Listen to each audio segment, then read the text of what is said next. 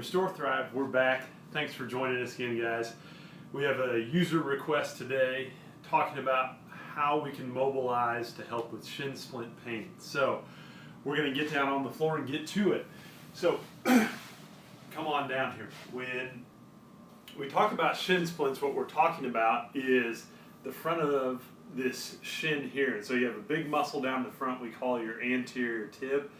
And downstream what we have is we have this thick band of tissue across the front of the ankle that's called your extensor retinaculum. So you have a very similar one in your wrist. If you've ever heard of people talking about having a carpal tunnel release, it's because this thing is matted down along with the tissue in the forearm, and it opens up so these muscles upstream can work a little more efficiently. So the same thing can happen here. If we're tight down here anywhere above and below, we get this bowstringing effect where the muscles here, the anterior tib, starts to pull off the shin bone a little bit and can create a lot of pain.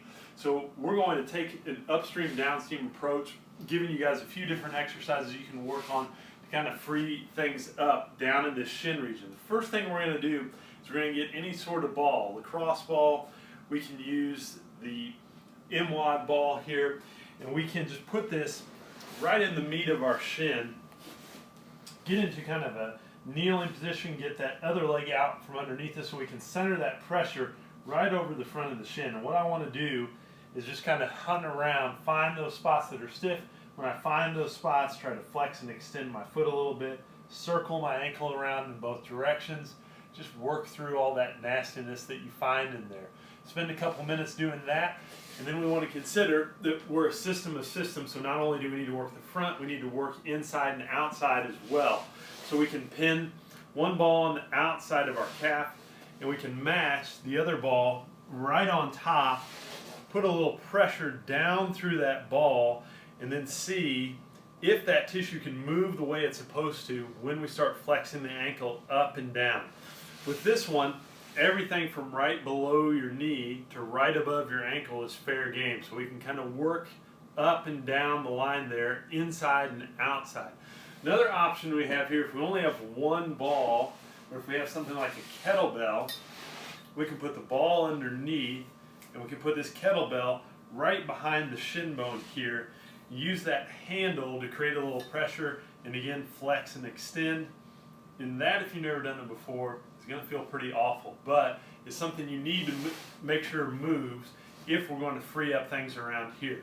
The last one we're going to give you here is a classic track position here in terms of warm-up, what some people will call the hurdler stretch. We're going to add a little bit of a twist to this. So we're going to get into that hurdler stretch position, get that heel underneath our rear end. If it sticks out a little bit to the side, that's all right. But we want to get that front of the ankle where that retinaculum is right on the ground, and then try to pull the knee up, keeping that foot flat on the ground. And if you have stiffness down in the front of that ankle or through the front of your shin, just holding this position is going to create just a massive opening through the front side of your shin here. So we can go in and out of that position. Again, we want to get at it for about 2 minutes. Try those on, and then in terms of corrective exercise, if we get back up to build some strength, we can do 2 basic warm-up exercises. We can do what we call a heel walk, that's toes off the ground, knees straight, walking about 10 yards forward, 10 yards backward as a part of our warm-up. And we can do the opposite, which is a toe walk, again, knees straight, and each time the foot leaves the ground, pulling the feet up towards the shins to make that anterior tib work to get a little bit stronger. So those are a few ideas for you guys here. Give those a try at home. If you guys have any other requests, just drop us a line either here on the YouTube channel or over at the blog at restorethrive.com. We'll talk to you guys again soon.